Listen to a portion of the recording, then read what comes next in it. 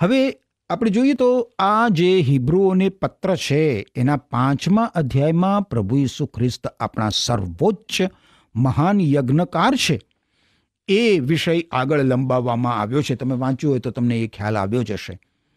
હવે આ અધ્યાયમાં લખવામાં આવ્યું છે કે ઈસુ ખ્રિસ્ત લેવીય યજ્ઞકાર વ્યવસ્થા કરતા ચઢિયાતા છે. હિબ્રુ લોકો લેવીય યજ્ઞકાર વ્યવસ્થાથી સુપરિચિત હતા. હિબ્રુ લોકોને લખેલા પત્રના 5મા અધ્યાયની પ્રથમ 10 કલમોમાં લેવીય યજ્ઞકારની વ્યાખ્યા આપવામાં આવી છે. હવે આપણે ગત સ્તવન કાર્યક્રમમાં મિત્ર જોયું હતું એ પ્રમાણે પ્રભુ ઈસુ ખ્રિસ્તના કાર્યો 3 પ્રકારના છે. ઈશ્વરના સંદેશવાહક તરીકેનું કાર્ય, બીજું કાર્ય યજ્ઞકાર તરીકેનું અને ત્રીજું કાર્ય રાજા તરીકેનું. એમ 3 પ્રકારના કાર્યો. ઈસુ ખ્રિસ્ત માણસ માટે ઈશ્વરનો અંતિમ શબ્દ છે મિત્ર, અંતિમ સંદેશ છે.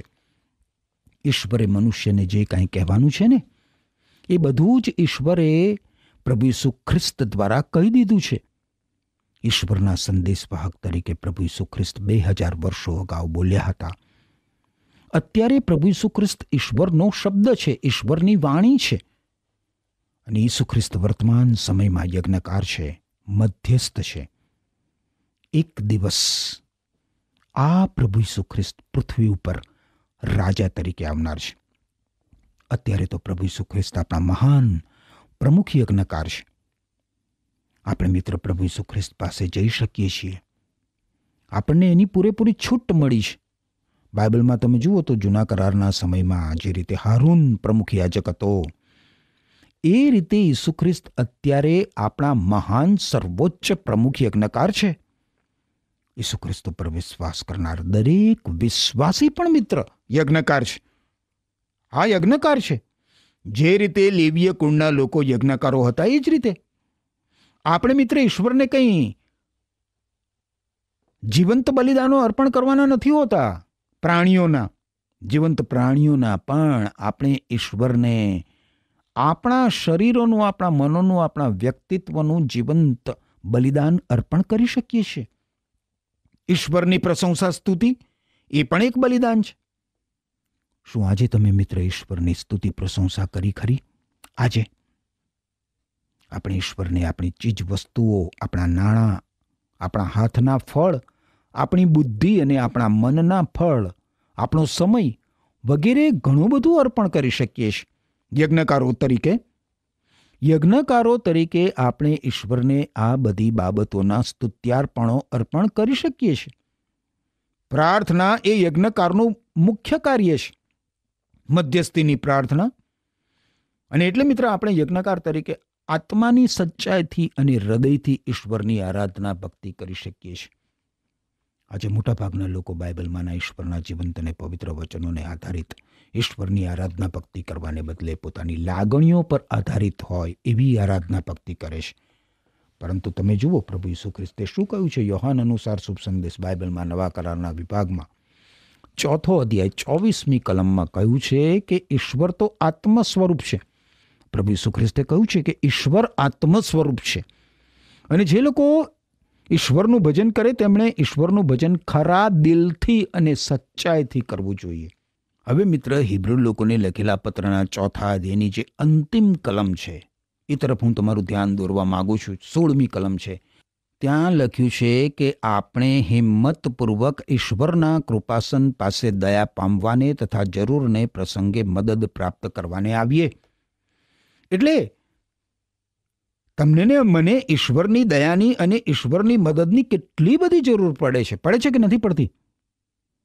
અને ઈસુ ખ્રિસ્ત આપણા પ્રમુખ યજ્ઞકાર હોવાથી ઈસુ ખ્રિસ્ત આપણને ઈશ્વરની દયા અને મદદ આપી શકે છે. વારું મિત્ર, હિબ્રુ લોકોને લખેલો પત્ર 5મો અધ્યાય 1લી કલમ હવે જોશો. અહીં લખ્યું છે, દરેક પ્રમુખ યજ્ઞકાર માણસોમાંથી પસંદ કરવામાં આવે છે અને તેઓના પ્રતિનિધિ તરીકે ઈશ્વરની સેવા કરવા, દાનોનું અર્પણ કરવા તથા પાપોને માટે બલિદાનો ચડાવવા તેને નિમવામાં આવે છે. હવે આ કલમ આપણને યજ્ઞકારની વ્યાખ્યા આપે છે મિત્ર. યજ્ઞકારોને માણસોમાંથી પસંદ કરવામાં આવે છે અને એનો અર્થ એ થાય કે એ મનુષ્ય હોવો જોઈએ. યજ્ઞકાર તો એક પ્રતિનિધિ છે, એ માનવીનું ઈશ્વર સમક્ષ પ્રતિનિધિત્વ કરે છે. ઈશ્વર સમક્ષ માનવીનું પ્રતિનિધિત્વ. ઈશ્વરને લગતી બાબતો માટે માનવી વતી યજ્ઞકારને અભિષિક્ત કરવામાં આવે છે. યજ્ઞકાર ઈશ્વર સમક્ષ ઉપસ્થિત થાય છે અને એટલા માટે ઈશ્વર દ્વારા એ સ્વીકૃત હોવો જોઈએ. ઈશ્વરની સેવા કરવા યજ્ઞકારને માણસોમાંથી પસંદ કરવામાં આવે છે, અભિષિક્ત કરવામાં આવે છે, એની નિમણૂક કરવામાં આવે છે. ચોથી કલમમાં મિત્રો આપણે જોઈશું તો કોઈ માનવી પોતાની રીતે આ પદ પસંદ કરી લેતો નથી, પરંતુ ઈશ્વરે બોલાવેલી વ્યક્તિ, જેમ હારૂનને ઈશ્વરે બોલાવ્યો હતો ને એ પ્રમાણે ઈશ્વરે બોલાવેલી વ્યક્તિ જ યજ્ઞકાર થઈ શકે. એ જ વ્યક્તિ યજ્ઞકાર બની શકે. ઈશ્વરે એને અભિષિક્ત કરેલો હોવો જોઈએ, ઈશ્વરે એને પસંદ કરેલો હોવો જોઈએ, ઈશ્વરે એને નિમેલો હોવો જોઈએ. એટલે આપણે જોયું એ પ્રમાણે મિત્ર પહેલી વાત એ છે કે યજ્ઞકાર માણસોમાંથી પસંદ કરવામાં આવે છે. બીજી વાત આપણે જોઈ તો એ કે યજ્ઞકારને માણસો માટે, માણસો વતી અભિષિક્ત કરવામાં આવે છે, પસંદ કરવામાં આવે છે, નિમણૂક કરવામાં આવે છે એની. અને ત્રીજી બાબત પહેલી કલમમાંથી એ ફલિત થાય છે કે યજ્ઞકાર માણસો માટે, માણસો વતી ઈશ્વર પાસે જાય છે. હવે મિત્ર આપણે ઈશ્વરના સંદેશવાહક એટલે કે પ્રબોધક અને યજ્ઞકાર અથવા તો યાજક એ બંને વચ્ચેનો તફાવત જોઈ શકીએ છીએ. યજ્ઞકાર માણસો પાસેથી ઈશ્વર પાસે જાય છે. એ ઈશ્વર સમક્ષ મનુષ્યનું પ્રતિનિધિત્વ કરે છે. જ્યારે ઈશ્વરનો સંદેશવાહક ઈશ્વર પાસેથી ઈશ્વરનો સંદેશ લઈને માનવી પાસે આવે છે.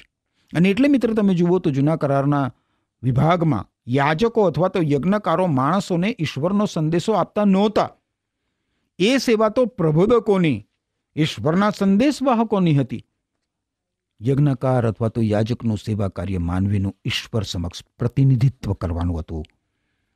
અત્યારે વર્તમાન સમયમાં એકલા પ્રભુ ઈસુ ખ્રિસ્ત જ મિત્ર યજ્ઞકાર છે, મધ્યસ્થ છે. એકમાત્ર પ્રભુ ઈસુ ખ્રિસ્ત ઈશ્વર સમક્ષ મનુષ્યનું પ્રતિનિધિત્વ કરે છે. મધ્યસ્થ અથવા તો યજ્ઞકાર ઈશ્વરથી દૂર ભટકી ગયેલ, પાપમાં પતિત એવા મનુષ્યનું નહીં પણ ઉદ્ધાર પામેલ, પોતાના દુષ્કર્મોના બંધનોમાંથી, પોતાના પાપોની શિક્ષામાંથી મુક્તિ પામેલ પાપી મનુષ્ય માટે કાર્ય કરે છે. તમે બાઇબલમાં નવા કરારના વિભાગમાં યોહાને લખેલો જે પહેલો પત્ર છે એના બીજા અધ્યાયની પહેલી કલમ જુઓ. મારા બાળકો તમે પાપમાં ન પડો માટે તમને હું આ લખું છું. પણ જો કોઈ પાપમાં પડી જાય તો આપણે માટે ઈશ્વર પિતાને વિનંતી કરનાર વકીલ, મધ્યસ્થ ઈસુ ખ્રિસ્ત છે, જે ન્યાયી છે. અને આ કલમ પણ આપણને ખાતરી અપાવે છે મિત્ર કે ઈસુ ખ્રિસ્ત વર્ગમાં ઈશ્વર સમક્ષ આપણા વતી આપણી વકીલાત કરે છે, મારું પ્રતિનિધિત્વ કરે છે, તમારું પ્રતિનિધિત્વ કરે છે. જો તમે ઈશ્વરના સંતાન બન્યા છો પ્રભુ ઈસુ ખ્રિસ્તને શરણે આવીને, તો જ્યારે મારા આત્માનો કટ્ટર વેરી શૈતાન તો ઈશ્વર સમક્ષ મારા ઉપર આરોપો મૂકે છે, પણ ત્યારે પ્રભુ ઈસુ ખ્રિસ્ત ઈશ્વર સમક્ષ મારી વકીલાત કરે છે, મારું પ્રતિનિધિત્વ કરે છે, મારા માટે મધ્યસ્થી કરે છે. ઈસુ ખ્રિસ્ત આપણા પ્રમુખ યજ્ઞકાર છે. પહેલી જ કલમ કહે છે હિબ્રી લોકોને લખેલા પત્રના 5મા અધ્યાયની કે પ્રમુખ યજ્ઞકારને દાનોનું અર્પણ કરવા અને પાપોને માટે બલિદાનો ચડાવવા નિમવામાં આવે છે. પ્રભુ ઈસુ ખ્રિસ્તે પાપી માનવજાતના પાપો માટે પોતાનું બલિદાન અર્પી દીધું મિત્ર, ક્રુસ ઉપર પોતાનું બલિદાન. આપણો ઉદ્ધાર કરનાર પ્રભુ ઈસુ ખ્રિસ્તના મૂલ્યની તોલે સોનું અને ચાંદી સંપૂર્ણ રીતે કાદવ અને રાખ સમાન છે મિત્ર. પ્રભુ ઈસુ ખ્રિસ્તે આપણા પાપો માટે બલિદાન ચડાવવા પ્રભુ ઈસુ ખ્રિસ્તને નિમવામાં આવ્યા હતા. અને એટલે મિત્ર જ્યારે તમે તમારો મિજાજ ગુમાવીને એલ ફેલ બોલો કે પછી અન્ય કોઈ પાપ કરો, ત્યારે પ્રાર્થનામાં ઈશ્વર પિતા પાસે જઈને અજોડ ઉદ્ધારક પ્રભુ ઈસુ ખ્રિસ્તના નામમાં તમારા પાપ કબૂલ કરો. કે પછી એવું કરવાનું તમે ટાળો છો, ઈશ્વર સમક્ષ તમારું પ્રતિનિધિત્વ કરવા સ્વર્ગમાં ઈસુ ખ્રિસ્ત હાજર છે. યોહાને લખેલો પહેલો પત્ર 1 અધ્યાય 9મી કલમ તમે જુઓ. લખ્યું છે, જો ઈશ્વર સમક્ષ આપણે આપણા પાપ કબૂલ કરીએ તો ઈશ્વર પોતાનું વચન પાળશે અને યથાયોગ્ય કરશે. ઈશ્વર આપણા પાપની ક્ષમા આપશે અને બધા દુષ્કર્મોથી આપણને શુદ્ધ કરશે. ઠીક, તો મિત્ર, આપણે હવે આગળ બીજી કલમ જોઈએ. હિબ્રુ લોકોને લખેલો પત્ર 5મો અધ્યાય બીજી કલમ શું કહે છે અહીંયા? ઘણી રીતે પ્રમુખ યજ્ઞકાર પોતે નબળો હોવાથી અજ્ઞાત તથા ભૂલો કરનારાઓની સાથે માયળુપણે વર્તવા માટે તે શક્તિમાન છે. આપણા મહાન પ્રમુખ યજ્ઞકાર પ્રભુ ઈસુ ખ્રિસ્ત પોતાના પાર્થિવ સેવા કાર્યના અંત ભાગે કહી શક્યા. મિત્ર, શું કહી શક્યા? જુઓ, યોહાન અનુસાર શુભ સંદેશ 8મો અધ્યાય 46મી કલમ. પ્રભુ ઈસુ ખ્રિસ્ત કહે છે કે તમારામાંનો કોણ મારા પર પાપ પુરવાર કરી શકે તેમ છે? તમારામાંનો કોણ મારા ઉપર પાપ પુરવાર કરી શકે એમ છે? પ્રભુ ઈસુ ખ્રિસ્તના શિષ્યો 3 વર્ષ સુધી પ્રભુ ઈસુ ખ્રિસ્તની સાથે હતા. અને એટલે જો પ્રભુ ઈસુ ખ્રિસ્તના જીવનમાં એવું કશુંક હોત ને મિત્ર, તો એમના શિષ્યોની નજરે ચડી ગયું હોય. રાત દિવસ પ્રભુ ઈસુ ખ્રિસ્તના શિષ્યો પ્રભુ ઈસુ ખ્રિસ્તની સાથે રહેતા હતા. ઈસુ ખ્રિસ્ત નિષ્કલંક હતા, નિર્દોષ હતા. એક કહેતા એક પાપ પ્રભુ ઈસુ ખ્રિસ્તે કર્યું નહોતું, ન વાણીથી, ન વર્તનથી, ન વિચારથી. અને એમ છતાં પૃથ્વી ઉપર પ્રભુ ઈસુ ખ્રિસ્ત એક મનુષ્ય તરીકે જીવન જીવ્યા હતા. મિત્ર, આ જ કારણસર પ્રભુ ઈસુ ખ્રિસ્ત આપણને બરાબર સમજે છે. ઈસુ ખ્રિસ્ત અજ્ઞાત તથા ભૂલો કરનારાઓની સાથે માયાળુપણે વર્તવાને માટે શક્તિમાન છે. હવે આ વિધાનમાં અજ્ઞાત સાથે માયાળુપણે વર્તવા એ શબ્દ સમૂહ અજ્ઞાનપણાના પાપો સૂચવે છે. મિત્ર, બાઇબલમાં જૂના કરારના વિભાગમાં લેવીયનું જે પુસ્તક છે એ પુસ્તકના 4થા અધ્યાયની પ્રથમ 2 કલમો આ પ્રકારના પાપ સાથે વ્યવહાર કરે છે. જો તમને એવું લાગતું હોય મિત્ર કે ગત અમુક દિવસો દરમિયાન તમે એક પણ પાપ કર્યું નથી અને તમને એમ લાગતું હોય કે ખરેખર તમે આત્મિક ઊંચાઈ પર જીવી રહ્યા છો, તો હું તમને એક સમાચાર આપું. તમે એવા પાપ કરો છો જેમની તમને ખબર પણ નથી હોતી, અને આપણા પ્રમુખ યજ્ઞકાર પ્રભુ ઈસુ ખ્રિસ્ત આપણા એ પાપોની ખબર લે છે આપણા માટે. ઈસુ ખ્રિસ્તને અજ્ઞાત વ્યક્તિ ઉપર અનુકંપા છે. મિત્ર, બીજી કલમ કહે છે કે ઘણી રીતે પ્રમુખ યજ્ઞકાર પોતે નબળો હોવાથી. હવે જૂના સમયમાં જે પ્રમુખ યજ્ઞકાર હતો એ હારૂન હતો. હારૂન નબળો હતો, એનામાં ઉણપો હતી. પરંતુ ઈસુ ખ્રિસ્ત આપણી નબળાઈઓ અને આપણી ઉણપો પ્રત્યે લાગણી ધરાવે છે. ઈસુ ખ્રિસ્તે એની અનુભૂતિ કરી છે. ઈસુ ખ્રિસ્તને ખબર છે કે આપણે કેવી લાગણીઓ અનુભવીએ છીએ. પ્રભુ ઈસુ ખ્રિસ્ત સંપૂર્ણ મધ્યસ્થ છે આપણા. અને એટલે મિત્ર, આપણે જ્યારે પડી જઈએ કસોટીમાં, પરીક્ષણમાં, પાપમાં, ત્યારે પ્રભુ ઈસુ ખ્રિસ્ત આપણને ગંદકીમાંથી બહાર ઊંચકી લે છે, પાપની ગંદકીમાંથી. પ્રમુખ યજ્ઞકાર હારૂનની એક તકલીફ હતી મિત્ર, કે જે પાપ એણે કર્યા હતા એ પાપ એ ચલાવી લે, અથવા તો જે પાપ એણે કર્યા ના હોય એ પાપ ઉપર તે વધારે આક્રમક બને. હવે આ પ્રકારનો ખતરો તો હંમેશા રહેતો હતો, પરંતુ પ્રભુ ઈસુ ખ્રિસ્ત આપણા ઉપર દયા દર્શાવવા હંમેશા સમર્થ છે. ઈસુ ખ્રિસ્ત કોઈ પણ પાપને ચલાવી લેતા નથી અને કોઈ પણ પાપીને દોષિત ઠરાવતા નથી. કારણ કે આપણે મિત્ર જ્યારે આપણા પાપ કબૂલ કરવા પ્રભુ ઈસુ ખ્રિસ્તને શરણે આવીએ છીએ, ત્યારે બીજી વાર કોઈ ભૂલ ન કરવા વિશે પ્રભુ ઈસુ ખ્રિસ્ત આપણને કોઈ પ્રવચન નથી સંભળાવતા. ઈસુ ખ્રિસ્ત આપણા ઉપર ત્યારે તો દયા દર્શાવે છે, કારણ કે મેં વાંચ્યું અગાઉ એ પ્રમાણે યોહાને લખેલો પત્ર જે છે પહેલો, એના 1 અધ્યાયની 9મી કલમમાં તો સ્પષ્ટ લખ્યું છે કે જો ઈશ્વર સમક્ષ આપણે આપણા પાપ કબૂલ કરીએ તો ઈશ્વર પોતાનું વચન પાળશે અને યથાયોગ્ય કરશે. ઈશ્વર આપણા પાપની ક્ષમા આપશે અને બધા દુષ્કર્મોથી આપણને શુદ્ધ કરશે. તમે વિચાર તો કરો કે ઈસુ ખ્રિસ્ત જેવા પ્રમુખ યજ્ઞકાર હોવા એ કેટલી અદ્ભુત વાત છે. હવે મિત્ર, આપણને હારૂન અને પ્રભુ ઈસુ ખ્રિસ્ત વચ્ચેનો તફાવત જોવા મળે છે. આગળ હિબ્રુ લોકોને લખેલા પત્રના 5મા અધ્યાયમાં 3જી કલમ જુઓ. વળી તે પોતે જ નબળો છે, તેથી ફક્ત બીજાઓના પાપના પ્રાયશ્ચિત રૂપે જ નહીં, પરંતુ પોતાના પાપના પ્રાયશ્ચિત રૂપે પણ તેને બલિદાનો અર્પણ કરવા પડે છે. તમને યાદ હોય મિત્ર, તો બાઇબલમાં જૂના કરારના સમયમાં પ્રમુખ યજ્ઞકાર હારૂન પ્રથમ તો પોતાના જ પાપો માટે બલિદાન લાવતો હતો, અને બલિદાનનું રક્ત પરમ પવિત્ર સ્થાનમાં એ લઈ જતો હતો. પ્રમુખ યજ્ઞકાર હારૂન અન્ય લોકોનું ઈશ્વર સમક્ષ પ્રતિનિધિત્વ કરે એ પહેલાં તો એના પોતાના જ પાપોનો પ્રશ્ન પ્રથમ હલ થઈ જવો જોઈએ.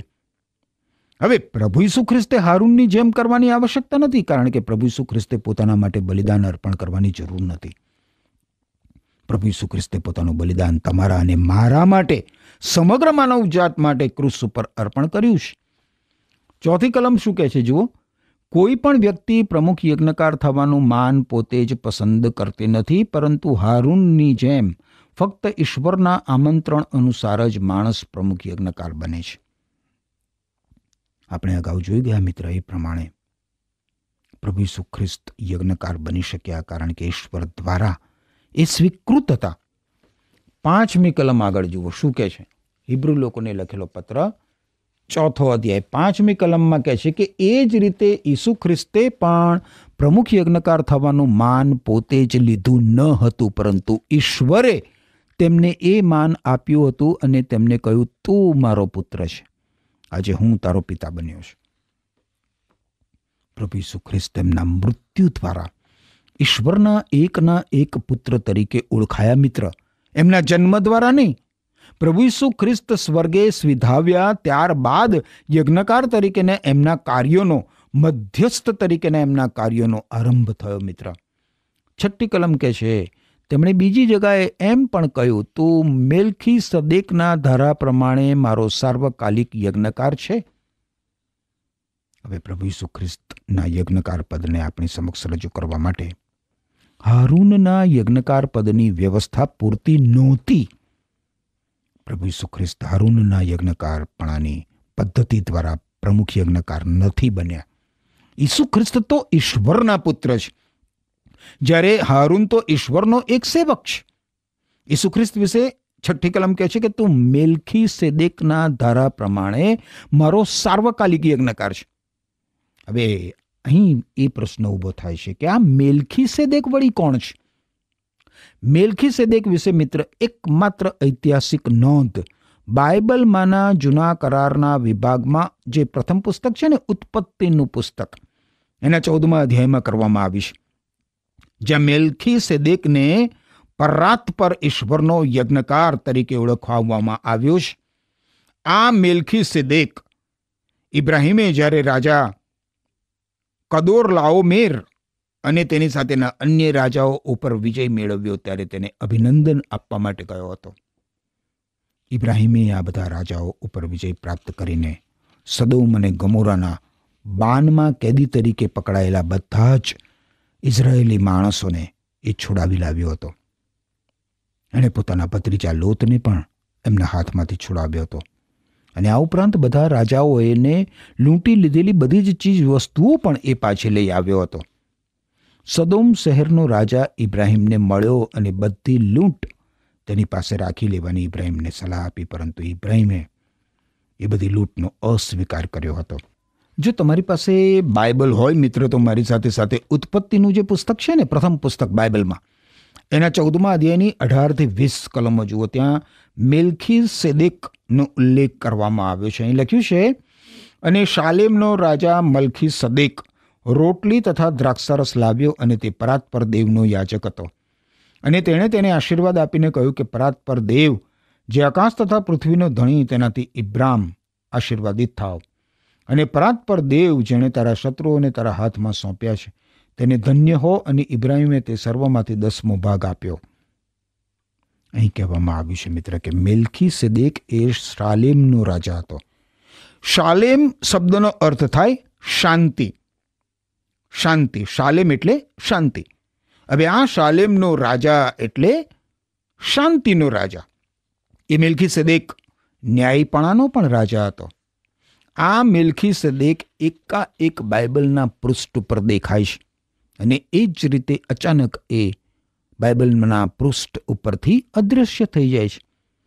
આ સિવાય મેલ્ખીસેદેક વિશે બીજી કોઈ જ ઐતિહાસિક નોંધ નથી. બાઇબલમાં જૂના કરારના વિભાગમાં ગીતશાસ્ત્રનું જે પુસ્તક છે એના 110મા અધ્યાયમાં મેલ્ખીસેદેકની ભવિષ્યવાણી આપવામાં આવી છે કે મેલ્ખીસેદેકના ધારા પ્રમાણે એક યજ્ઞકારના આગમન વિશેની ભવિષ્યવાણી. અને મેલ્ખીસેદેક એ પ્રભુ ઈસુ ખ્રિસ્તની પ્રતિછાયા રૂપે છે. ગમે તેમ પણ મિત્ર, આપણે ઈશ્વરનો આભાર માનીએ, કારણ કે આપણું પ્રતિનિધિત્વ ઈશ્વર સમક્ષ કરવા, આપણા માટે મધ્યસ્થી કરવા ઈશ્વરે આપણા પ્રમુખ યજ્ઞકાર, આપણા મધ્યસ્થ પ્રભુ ઈસુ ખ્રિસ્તની આપણા માટે જોગવાઈ કરી છે.